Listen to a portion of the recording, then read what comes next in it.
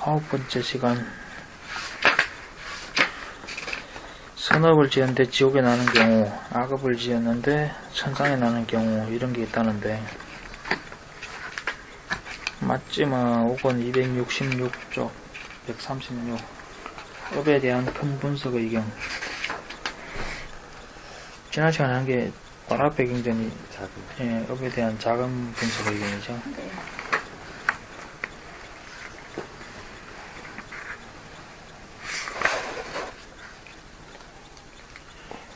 시간을 조금 단축해 볼까요?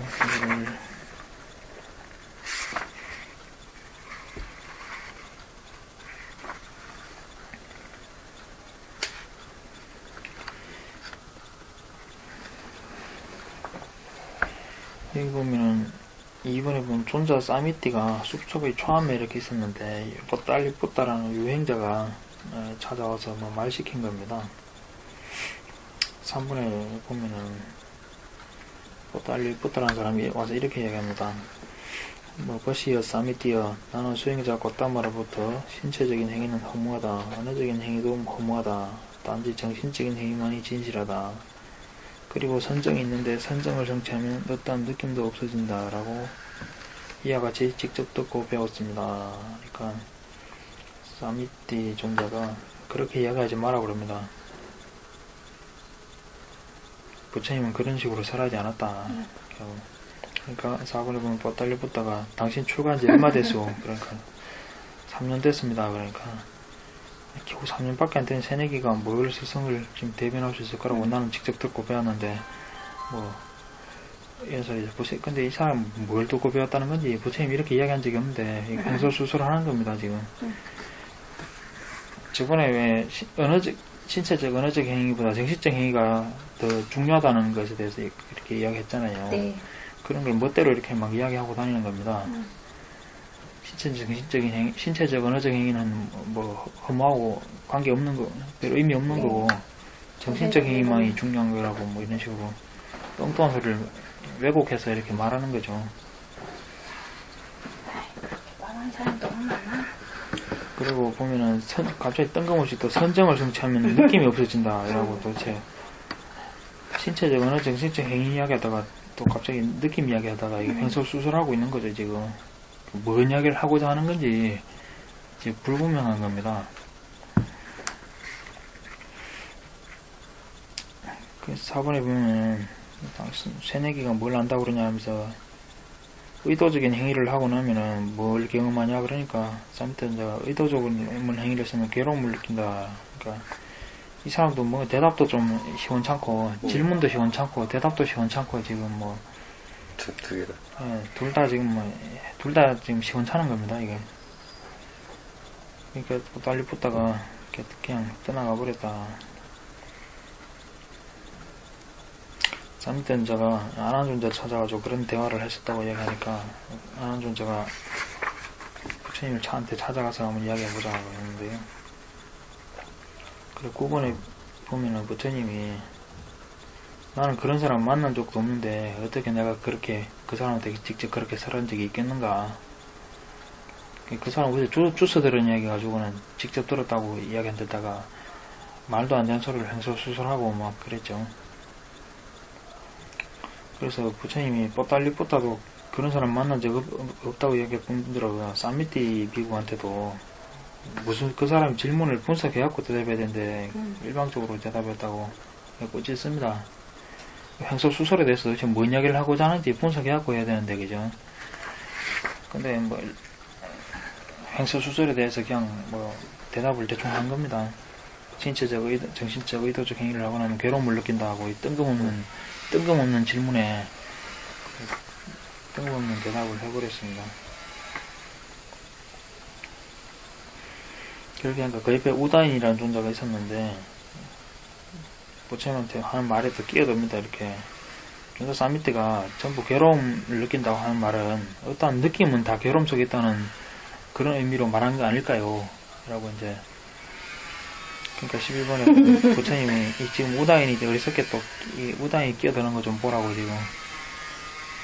그러니까 지금 사미띠 처음에 뻗달리 붙다가 뭔 형사수설을 뭔 의미로 뭘 이야기하고 싶어가지고 형사수설 한 건지 쌈미띠 존자도 파악 못하고 대답했고 그 옆에 우다인이 끼어들어가지고 또 이 쌈미띠 비구가 대답한 걸 또 변호해 보려고 그런데 이 변호도 또 뭐 좀 생뚱맞고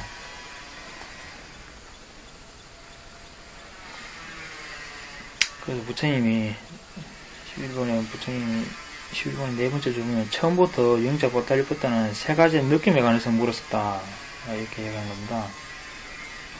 신체적, 언어적, 정신적 행위와 느낌의 관계에 대해서 이야기하려고 했던 겁니다. 네. 근데 뭔 알지도 못하고 그냥 횡설수설하고 물은 거죠. 그래서 부처님은 이렇게 얘기합니다. 이렇게 그런 어리석은 자한테는 이렇게 대답해야 한다 한 건데요. 신체적, 언어적, 정신적으로 결과가 즐거움을 느끼는 의도적인 행위를 하면 즐거움을 느낄 거고 괴로운 느낌이 느껴지게 되는 행위를 했으면 괴로움을 느낄 거고 즐겁지도 괴롭지도 않은 느낌을 느낄 만한 행위를 했으면 그런 느낌을 느낄 거라고 하게 된다고 이렇게 대답했어야 되는 겁니다.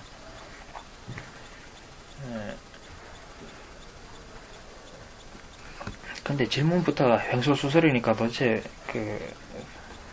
갑자기 질문하는 걸 보면은 뭐 신체적, 언어적, 정신적 행위가 뭐 진실과 허무에 대해서 이야기한 다음에 갑자기 선정을 정치하면 느낌이 없어진다는 동 뭐 이런 좀 앞뒤 없는 질문을 했잖아요. 네.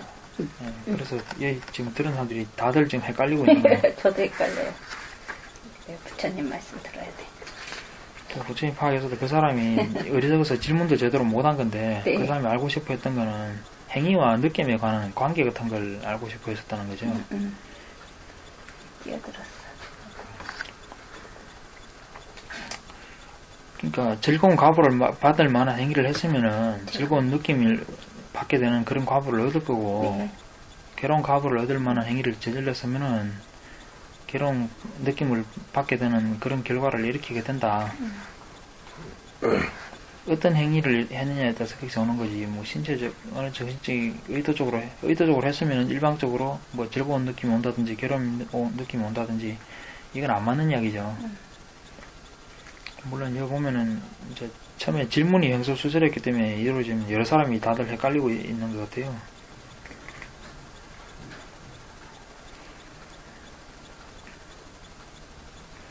그래서 부처님이 그런 어리석고 생각 없는 이교도 유행자가 어떻게 열애가 업에 대해서 분석하는 것을 알 수가 있겠는가.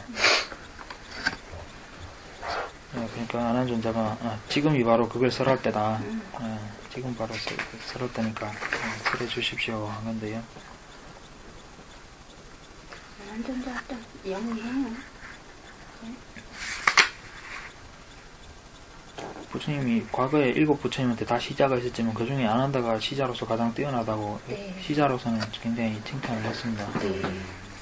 그런 공덕이 있으니까 이런.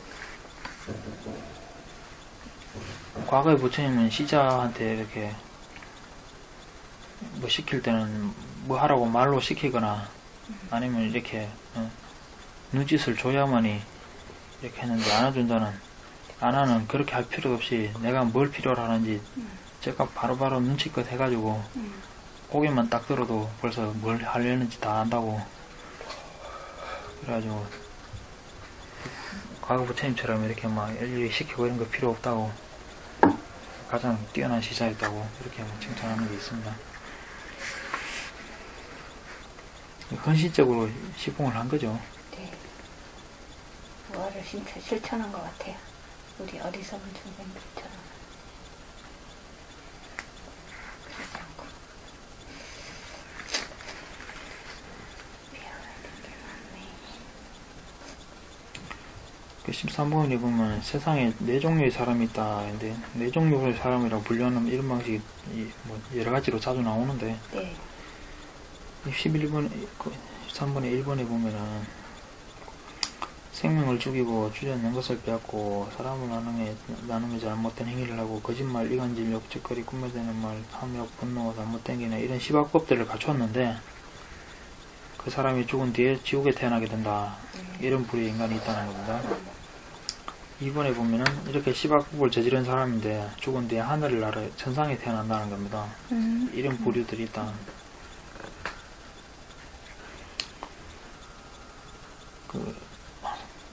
또 3번에 보면은 이렇게 십선법을 지은 사람이 있는데 이 사람이 죽은 뒤에 하늘나라에 태어나는 경우가 있고 4번에 보면 이렇게 십선법을 평생 닦았는데 지옥에 태어나는 경우가 있다. 사람들 흔히 그러죠. 아니 불교에서는 뭐 과부 이야기하면서 뭐 맨날 평생 나쁜 짓 하고도 잘만 사는 사람이 있더라. 근데 무슨 과부가 있냐. 그런데 불교에서 그렇게 이야기하는 게 아니죠.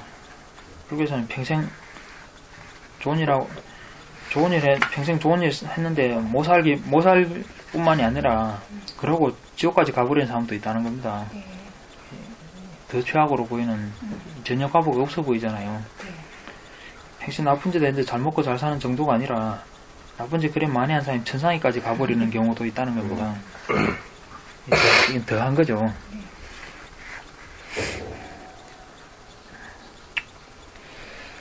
14번에 보면은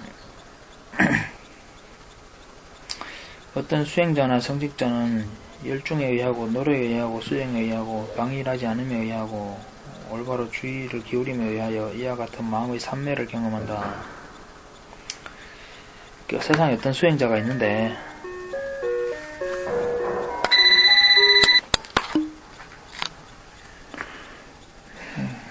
아무튼 여기서 말하는 수행자, 성직자라는 게 그러니까 수행승이 아니라 수행자, 성직자라고 하니까 지금 사문이나 바라문이라 그래가지고 이교도 수행자들 얘기하는 거거든요.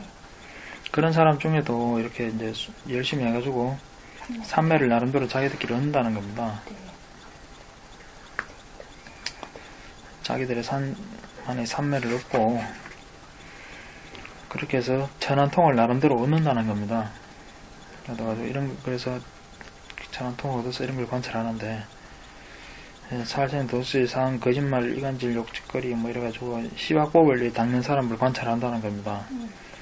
그 사람이 그걸 그렇게 닦고 난 뒤에 지옥에 태어나는 것을 보게 된다는 겁니다.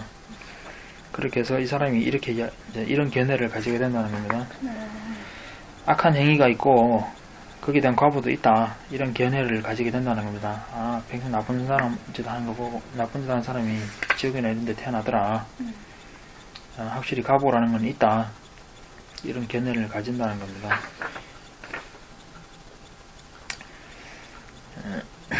그래서 참으로 이렇게 악한 행위를 한 사람들은 다 죽으면 지옥에 다 태어나는구나. 이렇게 견해를 가지게 된다는 겁니다. 그렇게 해서 이것이 진실이고 다르게 이야기하는 사람은 거짓말이다. 보도 못하면서 이야기하는 거다. 이렇게 견해를 가진다는 겁니다.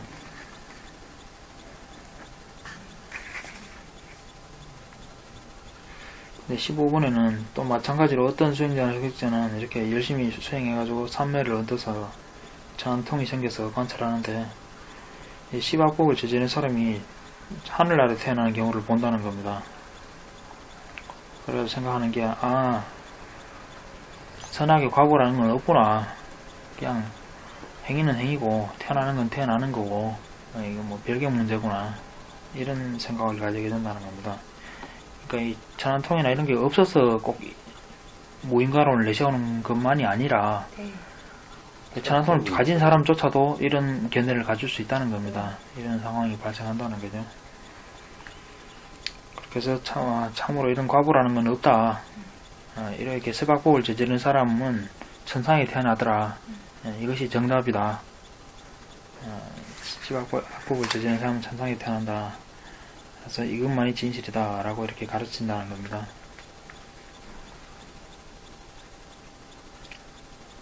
또 16번에 보면은 어떤 수행자는 삼매를 얻고 천안통을 얻어서 이렇게 십선법을 닦는 사람을 보는데 십선법을 닦은 사람이 천상에 태어나는 걸 보고 선업의 과보는 있다.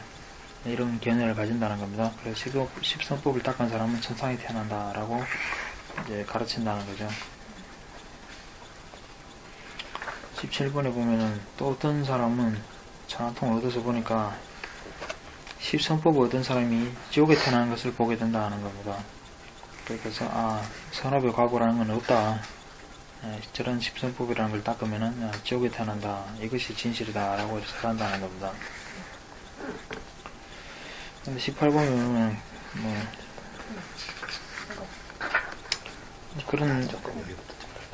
그런데 안한다. 이 세상에 어떤 수행자나 성직자가 참으로 악한 행위가 있고 악한 행위에 대한 과보도 있다 라고 말한다면 나는 그것에 동의한다.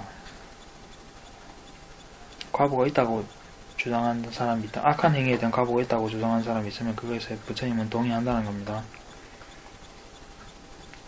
또 그가 이제 시박법을 저지른다면은 그가 죽은 뒤에 지옥에 태어나는 것을 본다라고 이야기했을 때 그 말은 동의한다는 겁니다. 부처님도. 그런데 이렇게 시박법을 저지른 사람은 그 모두가 지옥에 태어난다 이렇게 이야기한다면 부처님은 거기에 동의하지 않는다. 여러 가지는 분석의 지혜는 이게 그런 거하고는 다르기 때문이다 라고 하는 건데,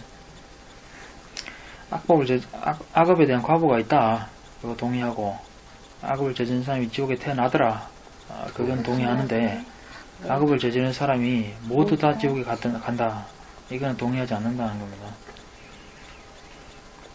19번에도 마찬가지로 악한 행위에 대한 과보가 없다라고 말했을 때 어떤 사람이 그죠? 자기도 봤기 때문에 이야기하는 건데, 그렇게 얘기할 때 부처님은 거기에 대해서는 동의하지 않는다는 겁니다. 그렇지만 악한 행위를 하는 사람이 천상에 태어나는 것을 본다라고 하면은 그것은 동의한다는 겁니다.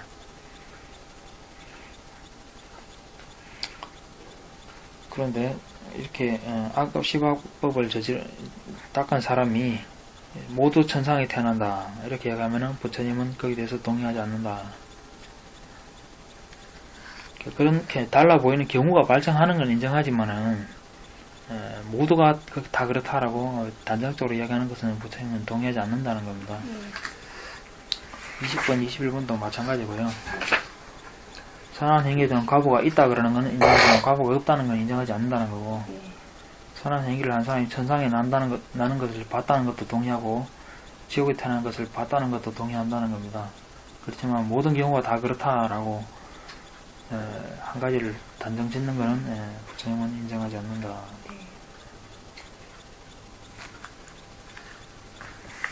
왜 이런 일이 생기는가? 부처님이 가지는 지혜는 다르다는 겁니다. 그렇게 단편적으로 보고 이야기하는 게 아니고, 왜 그런 일이 발생하는지 그 상관관계까지 부처님 다 볼 수 있다라고 이야기하는 거죠. 22번 한번 읽어보실까요? 그리고 원한다여 이 세상에 살아가는 생명을 죽이고 주지 않는 것을 빼앗고 사랑을 나눔에 잘못된 행위를 하고 거짓말을 하고 이간질을 하고 욕짓거리를 하고 흠며대는 말을 하고 탐욕스럽고 분노하고 잘못된 견해를 갖고 몸이 파괴되고 죽은 뒤에 괴로운 곳, 나쁜 곳, 타락한 곳, 지옥에 태어난다면 그 사람은 이전에 악한 행위로 인해 고통스러운 결과를 가져온 것이거나 나중에 악한 행위로 인해 고통스러운 결과를 가져올 것이거나 죽을 때 잘못된 견해를 갖거나 잃은 결과일 것이다. 그것으로 인해서 그는 몸이 파괴되고 죽은 뒤에 괴로운 곳, 나쁜 곳, 타락한 곳, 지옥에 태어나는 것이다.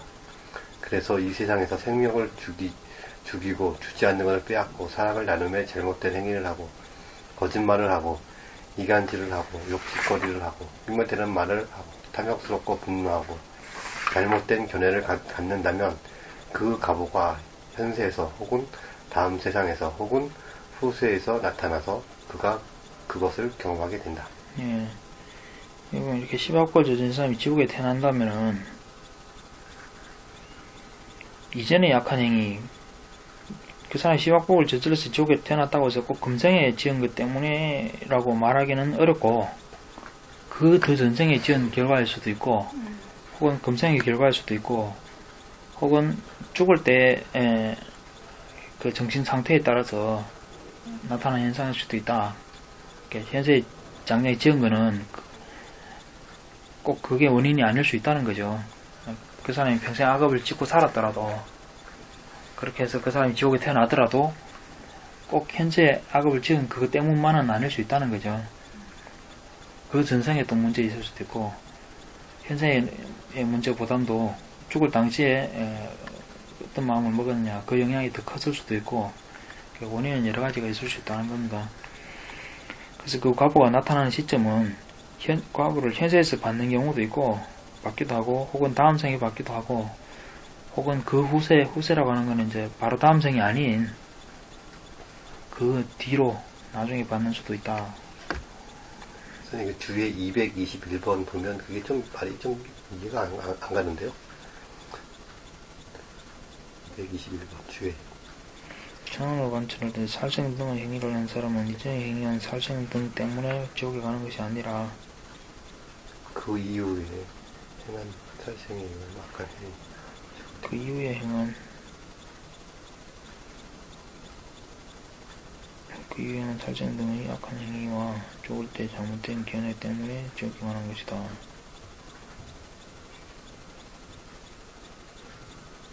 비록 이 말은 좀 아니잖아요. 그렇죠. 이게 좀 이상하죠. 본문하고 틀리잖아요. 지금 이야기가. 그래서 이게 좀 이상한 것 같아요.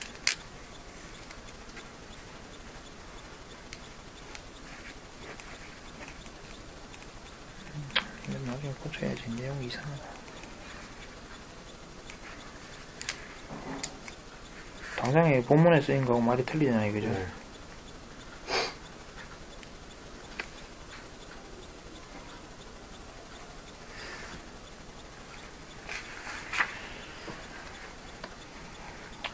그렇고 23번에 보면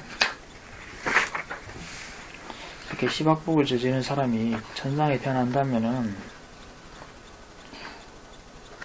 시박복을 저지른 사람이 천상에 태어난다면 이것도 마찬가지로 그 이전에 선한 행위 때문일 수도 있고 나중에 뭐 시박복을 평생 저지르기만 한 건 아닐 거 아니에요.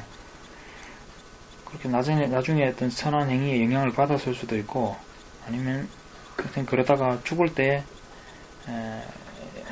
바른 견해를 갖거나 거기서 죽을 때 임종시에 어떤 영향을 많이 받았을 수도 있다.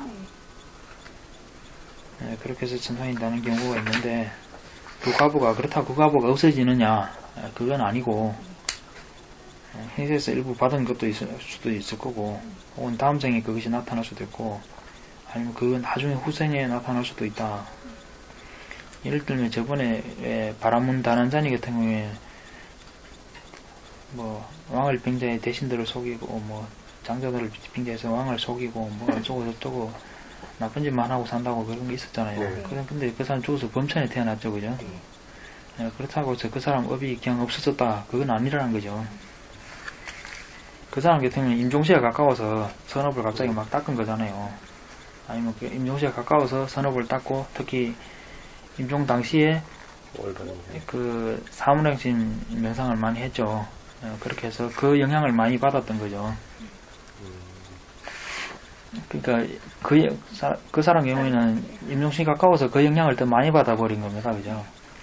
그러면 남방에 세우민에 있을 때 자주 그런 얘기 들었거든요. 청현스님도 우리가 수행하는 건 오직 죽을 때 잘 죽으려고 죽을 때 그 한마음에 의해서 다음 생이 정해지기 때문에 근데 어떤 사람이 아무리 잘 살아도 죽을 때 마음이 한순간 딱 삐뚤어지면 지옥에 나고 뭐 잘못된 나쁜 데게 떨어진다고 그래서 죽을 때 잘 죽기 위해서 수행한다 이런 얘기를 여러 번 들었거든요. 근데 이게 좀 빗나간 얘기 같지 않아요? 그쵸? 근데 그 보통 그 재생 의식하고 뭐 이거 얘기할 때 항상 그 얘기가 나와요. 그러니까 그게 아유다마의 그 찰나 생멸론 선형적인 관점에서 오는 문제라고요. 그게 찰나 생멸론식으로 해석하려니까 재생 연결식만 어떻게 해결하면 선형적으로 보잖아요. 선형적으로 보니까 여기서 잘못되면 다 틀리는 거잖아요. 뒤로 그죠? 그래 이야기하고 있잖아요. 부처님 그렇게 이야기 안 하고 있잖아요. 지금. 그러니까 그 찰나 생멸론이 굉장히 선형적인 이론이에요. 입체적인 이론이 아니고 부처님이 가르치고 있는 건 과보나 연기나 입체적인 시스템에 대해서 이야기하고 있는 건데 굉장히 선형적인 식으로 해석을 하고 있기 때문에 그 해석 방법이 요용한 점이 많은 건 인정하지만은 네. 그게 그럴듯한데도 맹 들어보면 그럴듯하지만은 이게 묘한 이런 문제를 해석에 어려움을 일으킨다고 이게.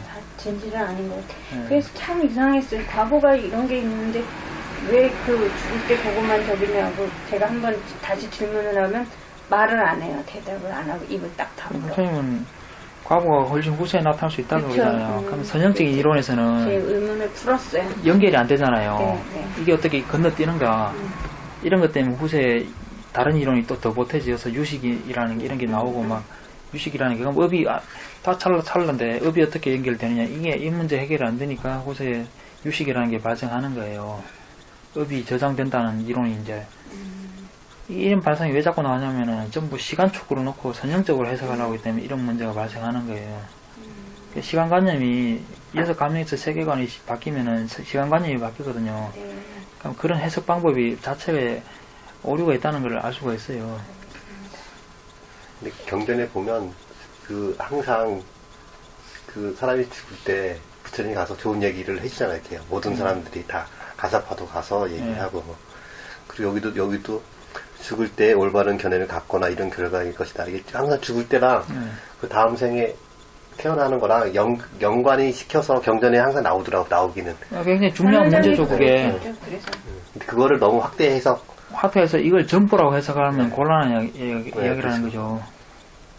왜 완전히 그 저기 하니까 막 살다가 감각적 쾌락에 막 함부로 막 살다가 죽을 때만 싹 이렇게 그러니까, 스님 모셔가지고 연벌 듣고 이러면 싹 되는 거로. 그러니까 그게 그렇게 흐를 수밖에 없잖아요. 예. 그래서 참 저도 허무한 적이 있었어요. 교회도 똑같은 것 같아. 죽을 때 내가 참회하면 회개만 딱 근데 하나님이 다 저기 용서해줘서 천상 간대.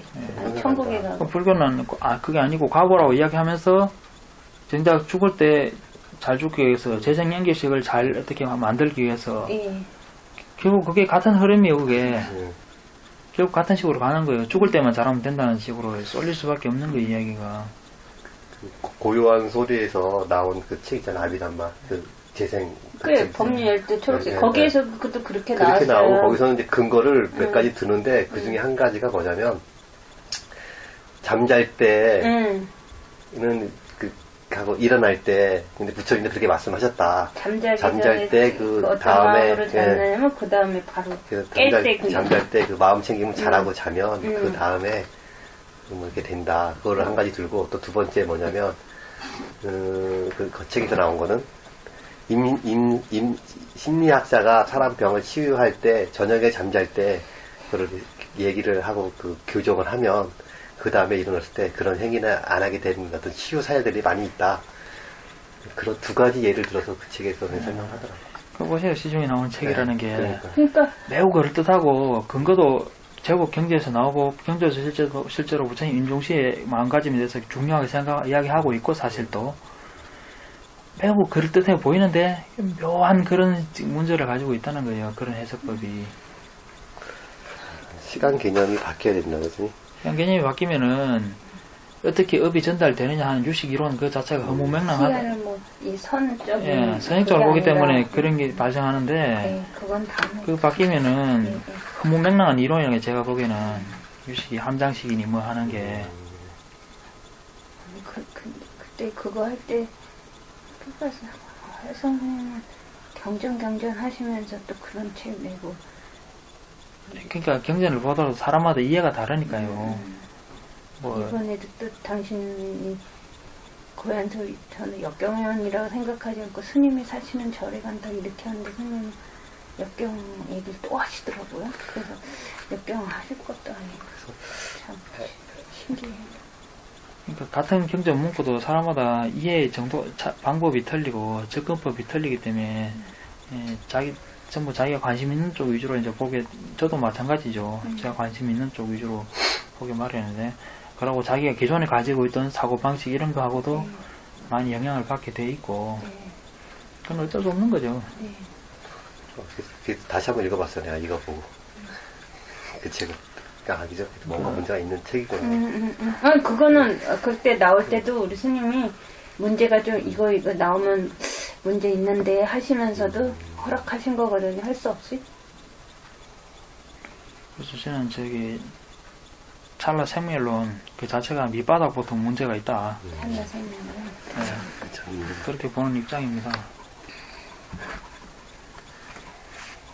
선형적으로 뭐 심찰나라고 몇 찰나가 이어지고 뭐 무슨 시기 일어나고 다음 무슨 시기 일어나고 재생 연결식에서 뭐 방한가가 어떻고 이 해석법 자체에 심한 문제성이 있다. 저는 그렇게 보는 입장입니다. 그게 아무리 대장로들이 이론이고 간에 경제에서 눈 떠고 봐도 없는 이론. 부처님도 그렇게 설명할 수 있는데 그렇게 설명 안 했단 말이에요. 네. 그게 뭔가 문제가 있기 때문이라고 저는 부처님 쪽을 믿는 입장입니다. 아무리 대장로들이 수만의 대장로들이 그걸 배우고 가르쳤더라도 저는 부처님 방식이 옳다고 보는 입장입니다. 부처님이 그렇게 설명하지 않은 데는 그렇게 안 한 이유가 분명히 있다고 보는 거죠, 저는. 왜 그 방법이 그렇게 이해하기 쉽고 좋은 방법이면은 부처님이 왜 그렇게 해서 그 방법을 쓰지 않았을까? 저는 필연적으로 그 방법에 뭔가 문제성이 있기 때문이다 라고 보는 입장입니다. 그리고 실제로 제가 왔을 때 방송에 보세요. 문제가 있잖아요. 그 선형적인 방법에 우선 오류 아니에요. 그 부처님이 제시한 방법에는 아무런 오류를 찾을 수 없는 것들이 그런 선형 이론에서는 온통 오류들을 좀 많이 찾을 수 있어요. 설명 안 되는 애매한 문제들 이런 거. 이번에 우리 스님 법문에서 그런 말씀 하시더라고요. 저번 때 우리 배웠잖아요. 잘못된 견해를 가지면 지옥이나 축생에 태어난다고. 스님, 그 지옥엔 다른 사람을 잘못된 견해로 이렇게 이끄는 거. 그래서 이 법문을 이렇게 잘못해서 잘못된 곳을 이끌으면 그게 지옥 가는 거라서 당신이 이제 지옥 갈 일 생겼냐. 그래서 하신다고 이런 말씀 하시더라고요. 그렇게 하는데 대부분의 이제 보살님들 또 얘기 들어보면은 좀 이게 말도 안 되는 것 같은 얘기를 막 하시는데 그 스님들이 그랬다 그러면서 우린 스님이 하면 스님을 부처님으로 보고 스님이 하는 얘기는 다 맞다고 보지 이렇게 하면서 하는 거예요. 그럴 수밖에 없잖아요. 네. 배우는 사람 입장에서는 또 그죠? 그렇죠. 근데 그러니까 이게 가르치고 스님 말씀대로 그 가르치고 이렇게 하는 게 함부로 가르치고 할 게 아니더라고요. 남들이 보면 제가 남들을 또 이제 사견으로 인도해서 그렇게 뭐 하는 건 수도 볼 수도 있으니까 뭐 저도 뭐 거기에 대해서 할 말은 없죠 사실. 누가 옳고 뭐 그런지 어떻게 다 뭐 따지고 밝힐 수 있나요 이게 지금. 같이 배웠고 같이 이 축생으로 가게 되면 가게 되는 거고 뭐 지금은 최선을 다해서 옳다고 생각하는 쪽으로 배우는 수밖에 뭐 그쵸. 저도 제가 옳다고 생각하는 쪽으로 이야기할 수밖에 하는 거고 뭐 겉으로 보고 맞다고 생각된 사람은 그래 배우는 거고 뭐 아니라고 생각된 사람은 뭐 욕하고 가는 거고 뭐 그런 거지 뭐 방법이 있나요 지금 어떻게 이게. 그래서 지옥이 꽉 요즘같이 다 선생님 하려고 그러고 이 종교가 난무하고 철학이 난무해서 남 가르치고 이 이데올로기 심어주는 이렇게 많은 시대에서 지옥이 지금 꽉 차있고 그래서 애완동물이 많이 키워지나 보다. 그런 생각이 다 들더라고요. 저도 뭐 아베다마 이론들이 굉장히 유용한 게 많고 우리가 이 고대 인도 문헌을 이해하는 데는 그 당시 풍토나 뭐 철학 기본이 되는 이런 철학 이런 게 우리 전혀 없기 때문에 그런 걸 이해하려면 옛날부터 내려오는 문헌들을 많이 참고해야 되는 건 사실인데 그 문헌들에서 오류가 있을 수 있다는 거 그 가능성은 생각해야 되거든요. 더군다나 경전에 전혀 안 나오는 방식의 접근법 같은 거는 좀 세고해 가야죠. 근데 그 찰나로 생멸론 같은 게 경전에 전혀 없는 방법이란 말이에요. 처음 들었을 때 뭔가 좀 접근법이 이상하다 이거 그런 생각이 들었는데 딱히 뭐가 틀렸다고 말은 못하겠고 애매하다 생각했는데 시간이 지나면서 좀 생각해보고 생각해보니까 뭐가 잘못됐는지 점점 분명해지더라고요. 좀 전에 방금 질문한 게 이게 또 그런 사례인 거예요. 재생 연계식만을 하기 위해서 잘하는 게 아니라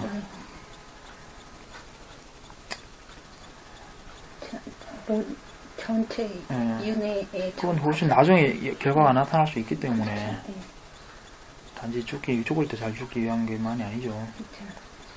가자타 사또한 같은 경우는 그 아버지를 죽인 과부 때문에 지옥에 간다고 부처님도 당신 지옥에 갈 거라고 이렇게 이야기했고, 본인도 난 지옥에 갈 거라고, 아버지를 오역절 제절에서 나는 지옥에 갈 수밖에 없다고 이야기하는데, 그 사람이 그럼 재생연계식을 잘 만들 수 있는 방법은 없잖아요. 확정적으로 부처님도 확정적으로 이야기하고 있고 본인도 그럴 수밖에 없다고 인정하고 있는데, 그럼 지옥 가야지 어떻게?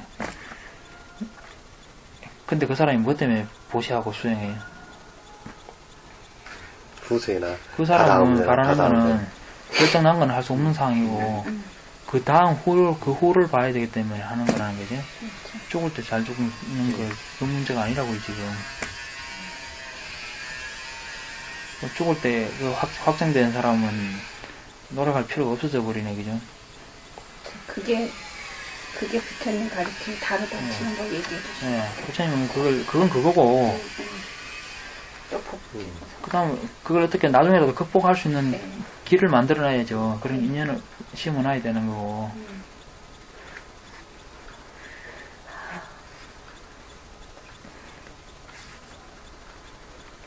부처님은 이런 것을 어떻게 극복할 것인가, 그거에 대해서 초점이라는 겁니다. 네.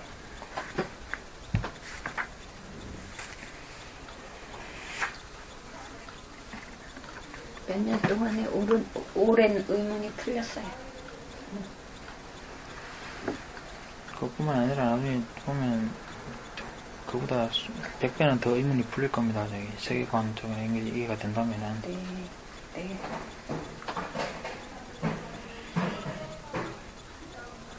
24번에 보면 어떤 사람이 13법을 닦아서 천상에 태어난다면은 그것은 꼭 현세에 닦은 것뿐만 아니라 그 이전의 것일 수도 있고 현생의 것일 수도 있고 뭐 죽을 때 좋은 마음을 먹었기 때문일 수도 있고 반드시 다른 사람들이 볼 수 있었던 그 행위만이 천상에 태어나는 원인은 아닐 수 있다는 거죠.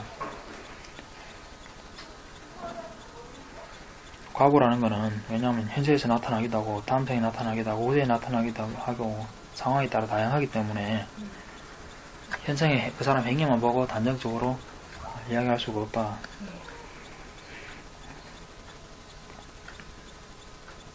현생에 받는 과보를 다른 말로 한문으로는 화보라는 표현도 써요. 화보. 과보라고 할 때는 저게 열매라는 뜻이거든요. 뭐 영어로는 프루츠라고 번역하대요. 열매라고 번역하는데 현세에 받는 거는 한문경전 넓은 데 보면 화고라 그래가지고 꽃화자 써가지고 말 되네요. 꽃은 당장에 펴갖고 뭔가 화려해 보이잖아요. 근데 열매라는 거는 당장에 꽃 지고 난 다음에 나중에 이제 서서히 무르익어서 나중에 꽃은 수확이 없죠. 사실 별로 보기는 화려한 것 같지만 수확이 별로 없는 거지만 열매는 꽃이 지고 아무것도 없는 것 같다가 나중에 점점 무르익어서 큰 수확이 있죠. 그래서 실은 과보가 그 영향이 더 크다는 거죠. 나중에는 당장에는 별로 안 보이는 듯하다. 나중에 더 크게 나타나는 건데 현세에서 받는 화보라고 하는 거는 당연히 사람 몸으로 겪으니까 뭐 큰 듯해 보이지만은 과보의 영향은 실은 별로 크지 않다는 거죠.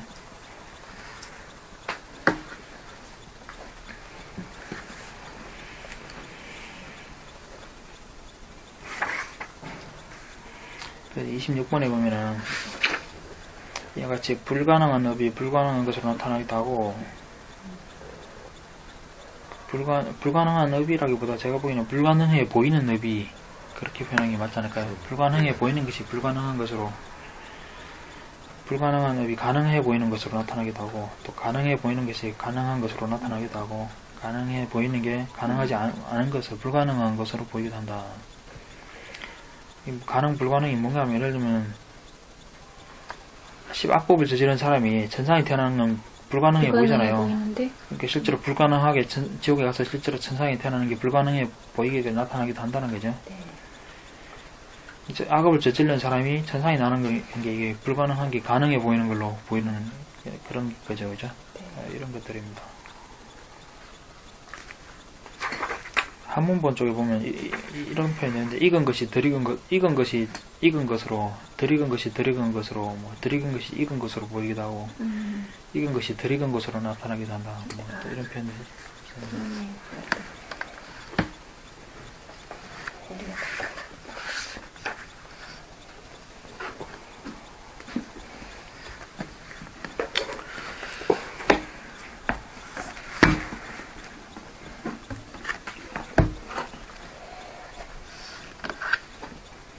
제가 이렇게 대장로들의 설법을 부정해서 이렇게 권세가 없는 건지도 모르게.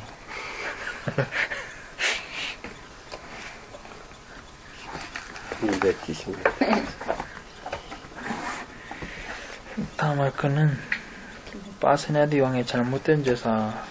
화보가 아니라 과보를 받으시겠지만 좋은 과보를. 선생님이 그래도 경전을 많이 봤던가 봐요. 예, 그러신가 봐요, 스님. 경전 외에는 별로 관심도 안 가고 믿음도 안 가고 뭔가 다르다는 게 또 금방 눈치가 채지고 전생에 뭐 이렇게 먹고 살 복은 그다지 안 지은 것 같은데 책만 봤던가 봐요.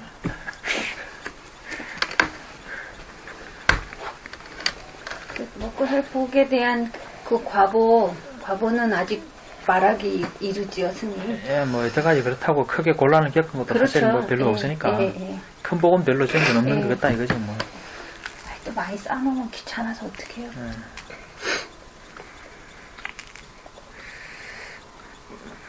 바스나대왕의 잘못된 제사 쌍육다 1권 276쪽.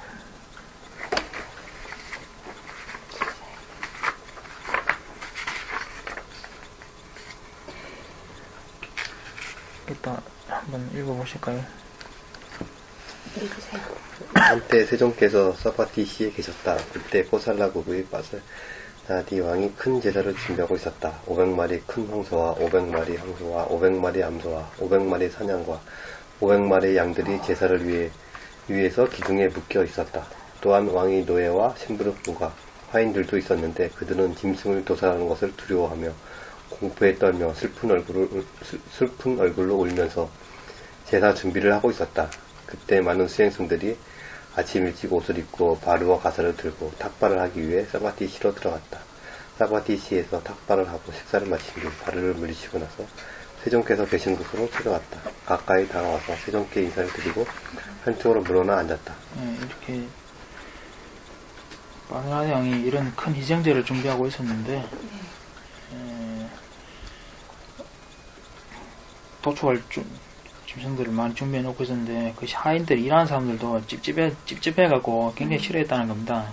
그 당시에 이런 일을 굉장히 안 좋은 일을 많이 여기는 사람이 많았기 때문에 그 설령 하인들이라고 할지라도 시키니까 하긴 하는데 엄청 찝찝한 겁니다. 이런 짓을 내가 해야 되나 이렇게 찝찝하게 생각하고 저렇게 한 짓을 과부를 내가 어떻게 다 받을 거냐 이런 생각도 하고 이러니까 굉장히 싫어했다는 거죠.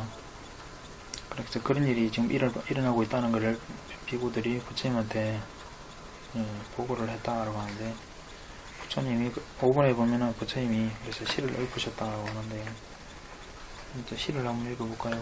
말을 희생하는 제사, 사람을 희생하는 제사, 나무봉이 던져진 곳에 제단 쌓는 제사, 승리의 축배를 드는 제사, 무차의 제사는 많은 수고만 있을 뿐 공덕은 크지 않네. 산양과 양과 소 등을 희생하는 그러한 제사에 올바른 길을 가는 위대한 선인들은 참여하지 않는다네. 거창한 행사 없이 언제나 가문에서 대를 이어 내려온 산양과 양과 소 등을 희생하지 않는 제사, 올바른 길을 가는 위대한 선인들은 그러한 제사에 참여한다네. 현자들은 살생이 없는 제사를 행하니 그 제사는 큰 공덕을 가져오네. 훌륭한 제사를 행하는 자에게 좋은 일이 생기고 나쁜 일은 없네. 살생이 없는 제사는 위대한 것, 하는 사람조차 기뻐한다네. 이 사람이 이렇게 많은 희생제를 지내고 제사를 하려는 게 뭔가 좋은 과보를 받으려고 생각하는 건데 그런 제사는 수고는 엄청 많은데 공덕이 크지 않다. 왜냐하면은 그 큰 선인들이 그런데 안 간다는 겁니다. 왜냐하면 그런 사생 피투성이 제사에 작진들만 그 훌륭한 선인들이 그 왜 가겠느냐는 겁니다. 예. 훌륭한 선인들한테 보시를 해야 뭐 복이 많을 텐데 네.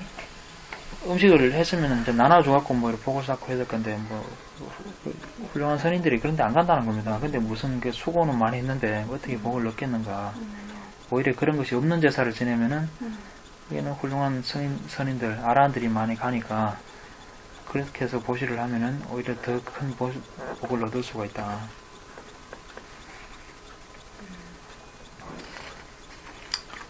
신자들은 살생이 없는 제사를 한다. 이 제사에 관한 거 좀 더 자세한 거 실은 디가니까에 보면은 꾸따난단가 꾸따단단가 뭐 바라문이 또 이런 그 제사를 준비해가지고 이때 의례 의식을 이게 하루 이틀만 하는 제사가 아니고 여러 날을 걸쳐서 의식을 거창하게 하는가 본데 의식을 굉장히 중요시했는가 봐요. 빈틈없는 의식 이런 거 의례 같은 형식을 굉장히 중요시했던 것 같은데 그래서 뭔가 부족한 게 더 없을까 빠진 게 없을까 생각하는데 곧다마 부따라는 사람이 제사에서 필요한 뭐 16가지 도구와 뭐 4가지 뭐식인가를 완벽하게 알고 있다더라 이런 소문을 들어가지고 제사를 이왕 지낼 거면 그것도 다 갖춰야 되지 않겠느냐 해가지고 부처님한테 찾아와서 거기에 대해서 묻는 거 나오거든요.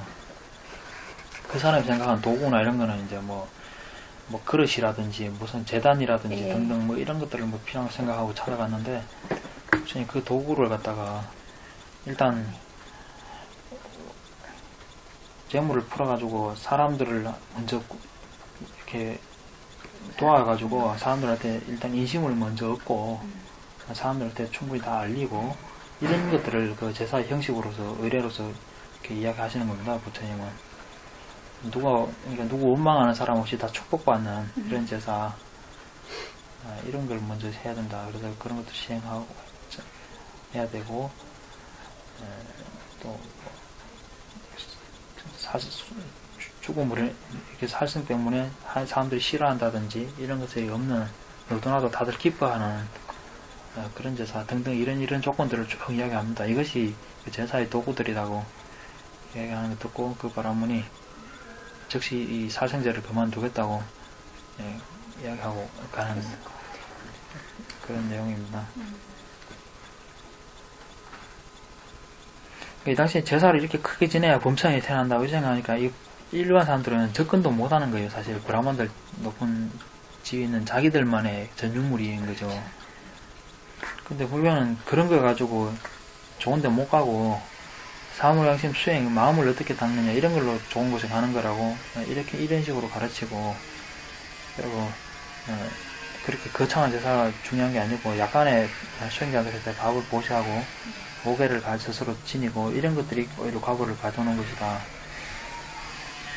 그렇게 요란한 제사보다 이것이 훨씬 더 큰 과보가 있다.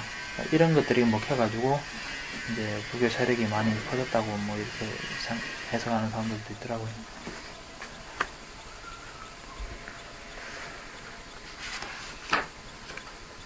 그다음 또 303쪽에 한번 볼까요?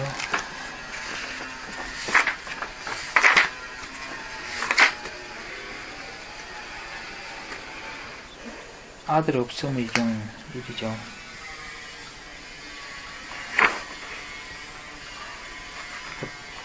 한번 읽어보실까요? 한때 세존께서 사와티시에 계셨다. 그때 꼬살라국의 빠사나디 왕이 대낮에 세존께서 계신 곳으로 찾아왔다.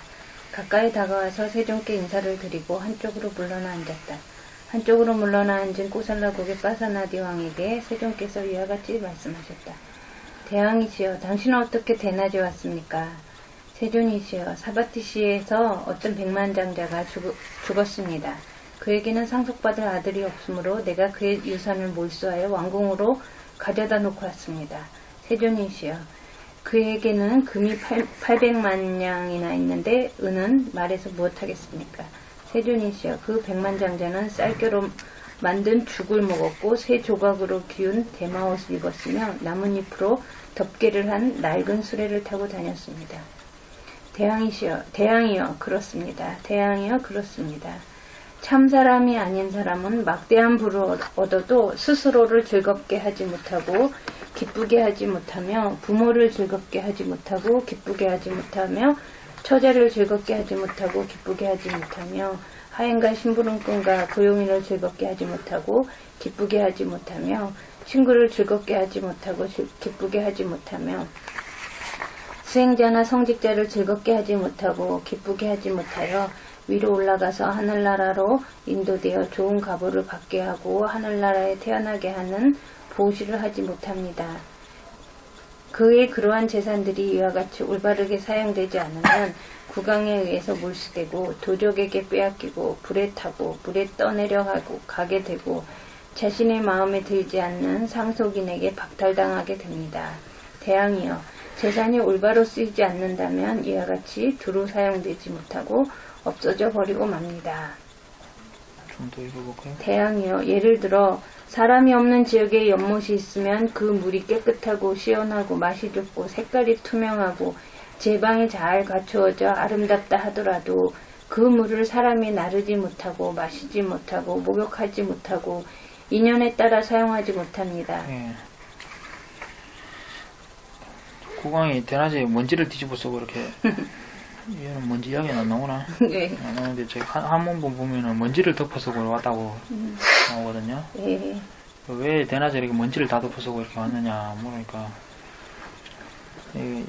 큰 재력가가 죽었는데 이때는 저기 재산 상속권이 남자밖에 없어가지고 예, 여자들은 설령 그 장자의 부인조차도 상속권이 없는 겁니다. 이때는 여자 경우에는 여자 자체가 재산 개념으로 그 개념이었기 때문에 상속권 같은 게 없는 거죠. 그래서 아들이 없으면 그 상속을 아무도 그 엄마도 못 받고 그 아내도 못 받고 딸도 못 받습니다. 그래서 그런 경우에는 상속자가 없기 때문에 저기 나라에서 몰수하는 겁니다. 그래서 왕이 몰수해서 왕궁에 가져다 놓고 오다 보니까 재산 조사로 왕이 직접 나갔겠죠. 워낙에 많은 재산이니까 이제 빼돌리고 이런 거 이제 막으려면은 왕이 직접 나가서 재산 조사하고 하다 보니 집 나르고 빼고 뭐 하다 보니 먼지를 많이 덮었었다는 건데, 그런데 그 사람이 평소에 쌀도 제대로 된 백미쌀도 아니고 쌀개 같은 걸로 만든 죽을 먹고 옷도 대충 떼온 대마옷 같은 거 그런 거 기본 옷 이런 거는 있고 나뭇잎으로 덮개를 한 이제 수레 이런 장식이 잘 된 수레가 아니라 깨지지한 이런 수레나 타고 다녔다. 그래서 부처님이 참 사람이 아닌 사람은 그렇게 막대한 부를 얻었는데 자기도 못 즐기고 남한테도 안 주고 처자식도 하인들한테도 즐겁게도 못하고 재산은 많이 가진데 아무도 그걸 즐긴 사람이 하나도 없다는 겁니다. 남한테 베풀지도 않고 그래가지고 결국은 뭐 국왕한테 몰수되거나 뭐 아니면 조정한테 뺏기거나 물에 떠내려가거나 뭐 불에 타거나 등등 이렇게 없어질 뿐이라는 거죠. 예를 들어서 좋은 연못이 있는데 아무도 쓰는 사람이 없고 편안한 사람이 없으면 그 연못이 그냥 그러다 말라부터 없어진다는 거죠. 오히려 보호하는 게 아니라.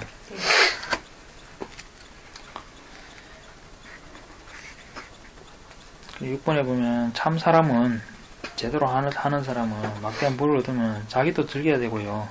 그걸로 해서 부모도 기쁘게 해야 되고 처자식도 기쁘게 해야 되고 하인과 고용인들한테도 기쁘게 해야 되고 친구들, 수행자나 성직자들 여러 사람한테 그게 혜택이 돌아가야 된다는 거죠. 예. 자기도 그것을 자기가 안 쓰면 그 벌은 의미가 없잖아요, 그죠?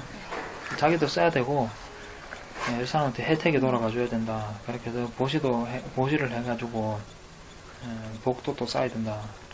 그러면은 그런 재산은 몰수될 일이 없다는 거. 여러 사람한테 100% 주고 있는데 그런 거 안 뺐죠, 그 사람들이, 그죠? 그러고 복을 쌓았기 때문에 복으로 쌓인 것은 뺏기지 않는 재산이죠. 또 뺏어갈 수 없는 재산인 겁니다. 예를 들면 좋은 연못이 있는데 여러 사람이 떠다 마시고 목욕하고 퍼다 나르고 이렇게 하면은 계속 거기는 물이 찬다는 거죠. 그렇게 쓸 수가 있다. 연못도 이제 우물 같은 것도 계속 써야 물길 같은 게 생겨가지고 이제 이렇게 물이 계속 나오고 그러지. 안 쓰고 냅두면 맥히기도 하고 그런다죠.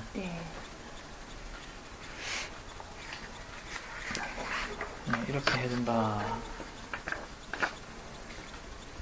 그 이야기입니다.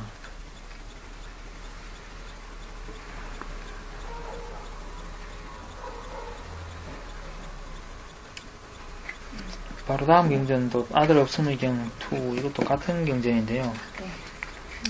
이제 같은 사람 이야기 같아요. 한번 보면 잠깐. 진짜 이거. 응? 그치. 인터넷. 이번은 재밌더라. 이번에 보면 한문본에는 이 두 사람이 동일 인물로 나옵니다. 네. 그 한문본에 보면 앞 경전은 그 사람이 죽었다는 이야기 안 나오고 저렇게 인생한 사람이 있다고 왕이 와서 이야기를 하고 가서 그래서 부처님 저렇게 하면 안 좋다고 이제 연못 비유하고 그러고 돌아갔고 그 다음에 그 사람이 죽어서 이분이 재산을 몰수했다고 해서 또 찾아오고 이렇게 두 분 이야기로 나오는데 여기는 둘 다 죽은 거에 관한 이야기로 나오네요. 네. 그래서 이 백만장자가 죽었다는 소식을 부처님이 이제 한테 전화로 왔는데 부처님이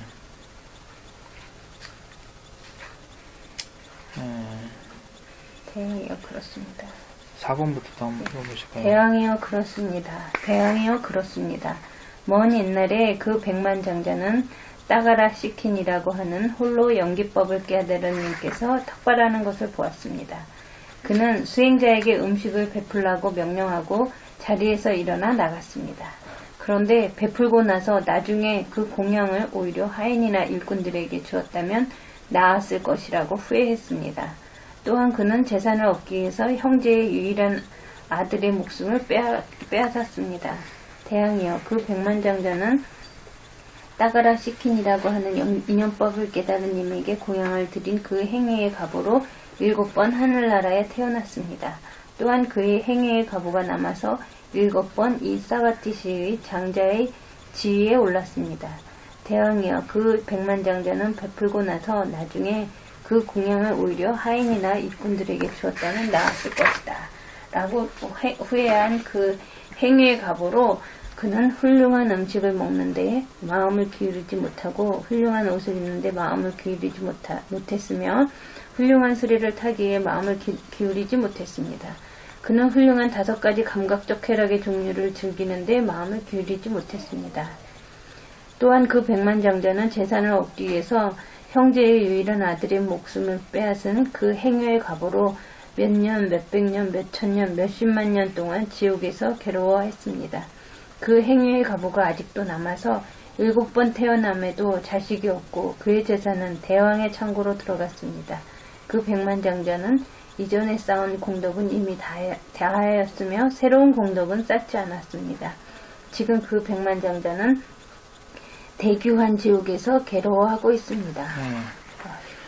이 사람이 옛날에 빠째가 붙다라고 하는 한문에서는 뭐 영각이니 똑각이니 벽지불이니 이런 말을 쓰는 그런 사람인데 여기다 이제 보시를 했었는데 공경하는 마음 같은 게 전혀 없었기 때문에 누가 와서 밥 달라니까 주긴 줬는데 아이나 시켜가지고 그냥 줬다가 저 사람한테 밥 줘 이라고 그냥 시켜놓고는 나중에 에이 괜히 줬나 이러고 또 하인들한테는 비기 걸려 괜히 줬나 이러고 또 이제 후회하고 이랬다는 겁니다. 그리고 재산을 얻어보려고 형제 아들도 죽이고 이런 일을 했는데 그 과보를 딱 각각 받았다는 겁니다. 이 부자로 있다가 또 형제를 죽인 과보 때문에 지옥에서도 오랫동안 과보를 받기도 하고 그 과보는 그 과보대로 받았고 또 복은 복대로 받았다는 겁니다. 이렇게 반복을 이렇게 받았는데 벽지벌한테 보지한 인연으로 지금 부자가 된 거고 근데 후회하거나 그는 또 그대로 과보를 받아서 후회를 했기 때문에 정작 과보는 부자는 됐는데 자기는 못 쓰게 됐다는 거죠. 그렇게 마음을 내게 되어버렸다. 그리고 또 형제 아들 죽인 것 때문에 나름 또 지옥에서도 괴로워했던 적도 있었고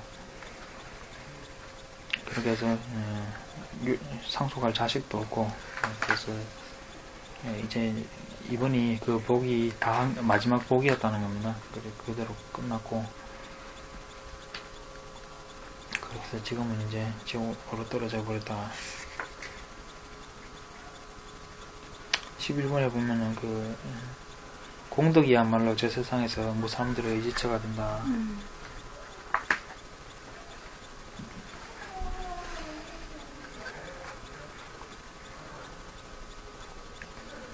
600. 621쪽 한번 볼까요? 제석천왕의 전쟁의 실천.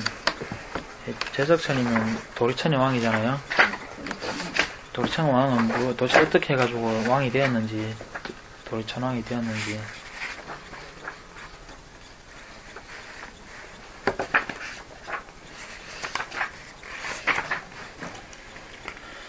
시간이 오늘 좀 그러니까 좀 단축을 해봅시다. 여기 또 제석천왕이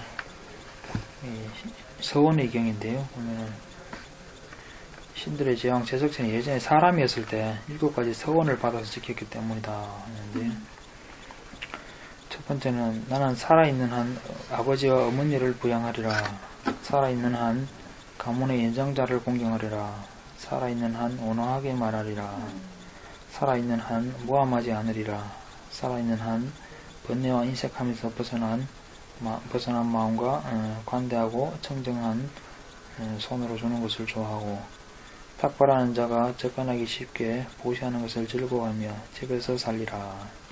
출가할 생각은 없었는 거고, 그죠? 집에서 보시하면서 살겠다라고 했는데, 나는 살아있는 한 진실을 말하리라. 살아있는 한 화내지 않으며, 만약 나에게 화가 나면 바로 그것을 제거하리라. 이렇게 해서 7가지를 평생 동안 열심히 지키고 살았더니, 그래서 제석천에서 왕이 되었다. 이것만 해도 실천하기 참 어려운 거예요. 네. 첫 번째서부터 우리가 부모를 안 부양하는데. 다음 경은 제석천의 이름에 대한 경인데요. 제석천이 이제 이름이 여러 가지 있다는 겁니다. 예전에 수행자로서 마가바라고 일컬어진 학생이었는데, 그래서 지금도 마가바라고 부르는 사람이 있다.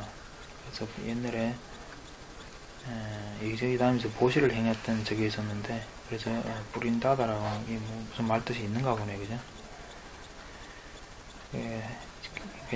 옛날에 제석천이 사람이었을 때 그때 어떤 했던 행위들 때문에 이런 여러 가지 이름들이 붙었다는 겁니다.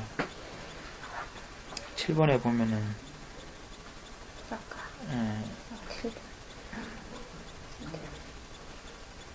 6번에 보면 천가지 사물에도 순식간에 생각한다. 이건 이제 천인의 음력으로 타고난 신통이죠, 그죠? 음력으로 가진 천한통 같은 건데요. 7번에는 숫자라고 하는 아수라의 딸인 아내가 있다. 그러니까 아내가 아수라의 딸을 데려다가 이제 아내를 삼았다. 그래서 수상받더라고. 안된 보살이네. 이것 때문에 아수라들이 그렇게 싫어한다고 뭐 그러네요. 네? 이것 때문에? 아수라의 여자를 데려가가지고, 네. 아수라들이 그렇게 도리천을 싫어해가지고, 시비를 자꾸 건다고 그러면서, 그런 인도 신화가 있습니다. 그래서 제왕 제석천은 33천에서 지배하고 통치해서 신들의 제왕이라고 일컫는다. 왜 이런 과보를 받게 되냐면, 앞에 경전에서 이야기했던 7가지 서원, 이것이 있었기 때문이다. 다음 경전 마할리 경에 보면은, 리차부지고 마할리가 부처님한테서 제석천을 보았냐고 물으니까 부처님이 봤다고 이렇게 이야기하니까, 제석천하고 닮은 자겠지, 설마 뭐 봤겠어요, 이렇게. 아이고, 그거 가서 뭐. 왜 물어봐? 묻는 사람도 웃기는데요. 부처님이 봤다 그러니까, 제석천과 닮은 자일 것입니다. 제석천은 보기가 실로 어렵기 때문입니다. 뭐 비슷하게 생긴 사람 보고 이야기하는 거겠지, 뭐 진짜 봐서려고 지금 왜 물어봐? 웃긴 사람이지. 부처님이 제석천을 잘 알 뿐만이 아니라, 제석천이 무슨 성이 뭐 해가지고 제석천 왕이 됐는지 그 이유까지도 나는 다 상세하게 본다. 닮은 사람 본 게 아니고. 그렇게 해서 좀 전에 앞에 경전, 제석천이 사람이었을 때 이렇게 했기 때문에 이런 이름도 가지고 이런저런 이름을 가지게 됐다. 그리고 이런 7가지 서원을 지켰기 때문에 이런 복을 받게 된 거다라고 이제 이야기한 겁니다. 왜 물으러 왔는지 참. 다음은 여자에 관한 이야기인데요. 제 쌍미타 4권.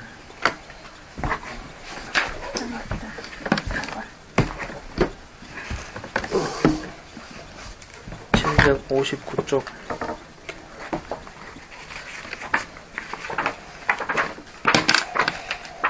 지금까지 이야기한 것들 쭉 보면 전부 일반적인 사람들이 생각할 수 있는 그런 관점의 표현들이 나오는 그런 언어로 표현된 거죠, 그죠? 네. 그럼 여기서 죽어서 천상이 태어난다 하는 게 이게 사람들이 일반적으로 쓰는 그 관념적인 언어입니다, 그죠? 궁극적인, 불교에서 막 궁극적인 표현 방법이 아니고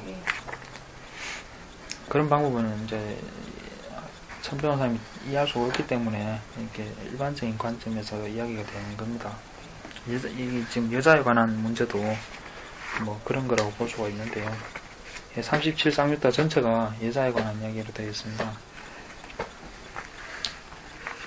일반적인 관점에서 이야기하는 건데요.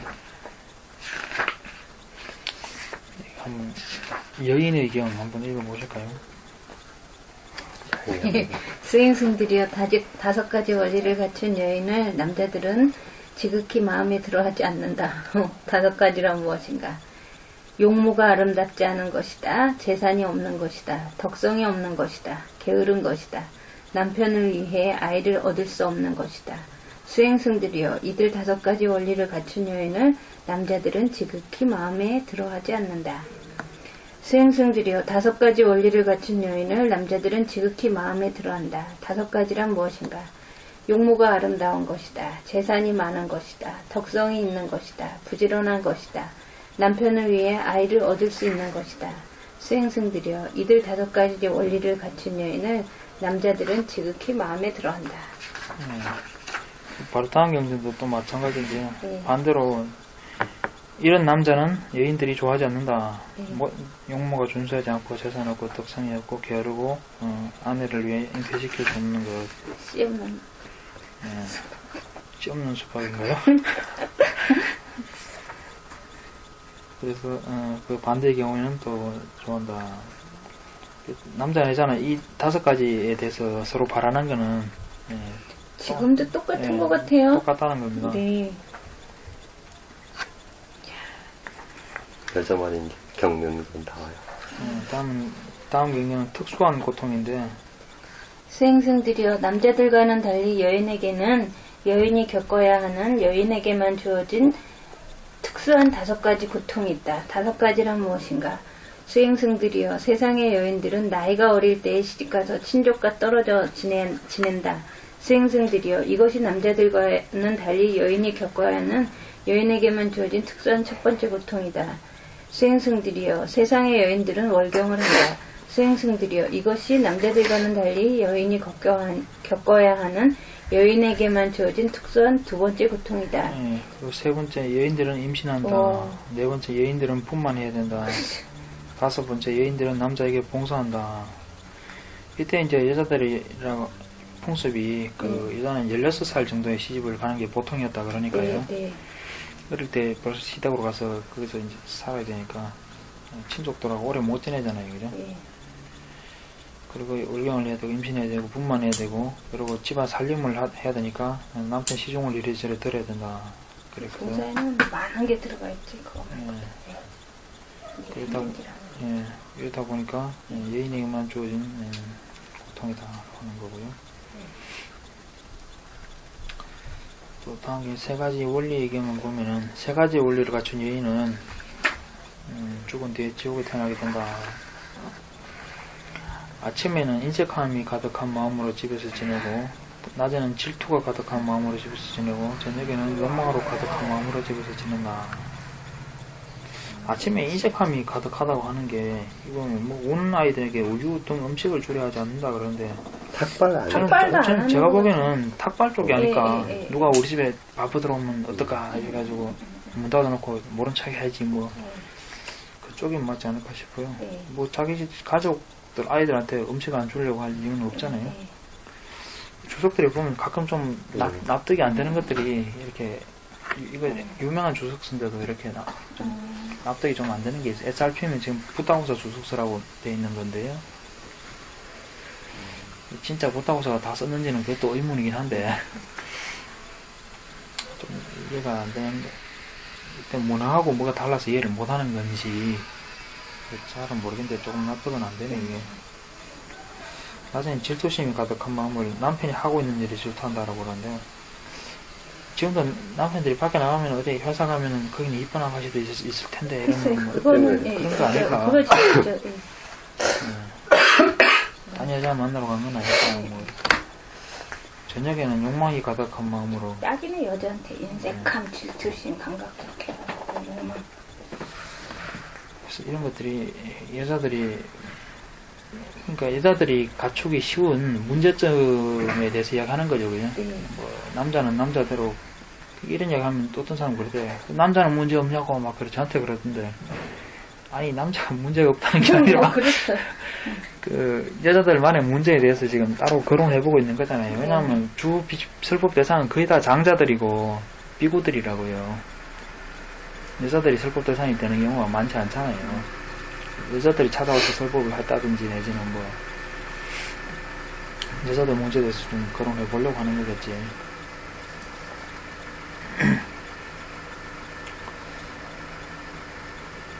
그렇게 해서 다음 거는 아누르타의 경우 보면은 아누르타가 자기는 천인으로 여인이 지옥에 태어난 것을 보는데 어떠한 권리를 갖추면은 여기서 원래는 이제 단마라고 번역한 겁니다. 그죠? 어떠한 법을 갖추면은 지옥에 나는가. 지금 5가지 원인이다. 믿음이 없는 것, 부끄러움이 없는 것, 참피함이 없는 것, 분노를 품는 것, 지혜롭지 못한 것.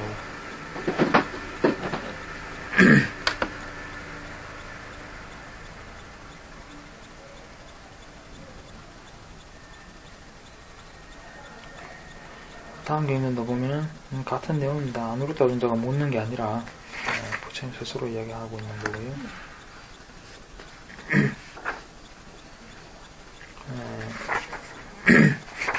또 그 다음 원한의 경은 이제 4번째만 원한으로 바뀐 겁니다.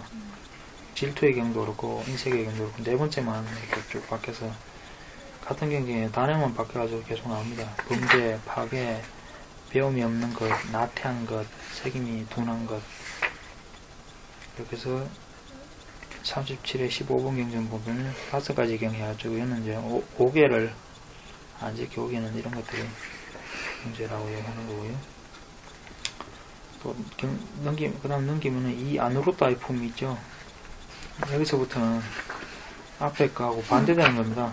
여자 여인이 천상에 태어나는 경우를 보는데 어떤 것인가 해서 5가지에서 분노 없음, 원한 없음, 질투 없음, 인색하지 않음, 범죄를 짓지 않음, 계행을 지킴, 많이 배움, 열심히 정진함, 책임의 확립, 5가지 계행 이렇게 이야기합니다. 또 그 다음 3 힘의 품 보면은 여인에게 5가지 힘이 있다 하는데 용모의 힘, 재산의 힘, 친족의 힘, 자식의 힘, 특성의 힘. 자식의 힘. 자식의 힘이 크지 않겠어요, 그죠? 여자들이 힘으로 밀리면 이제 그 자식을 내세워가지고 당신이 어떻게 아들한테 뭐 어떻고 우리 애한테 어떻고 뭐 우리가 이러는데 당신이 어떻게 그럴 수가 있냐 뭐 등등등 뭐 이렇게 그걸로 힘을 쓰잖아요. 최고네. 네. 나는 이거 아무것도 없으니까 덕성의 힘만 키워야 되겠다. 내가 할 수 있는 건 그것밖에 없어.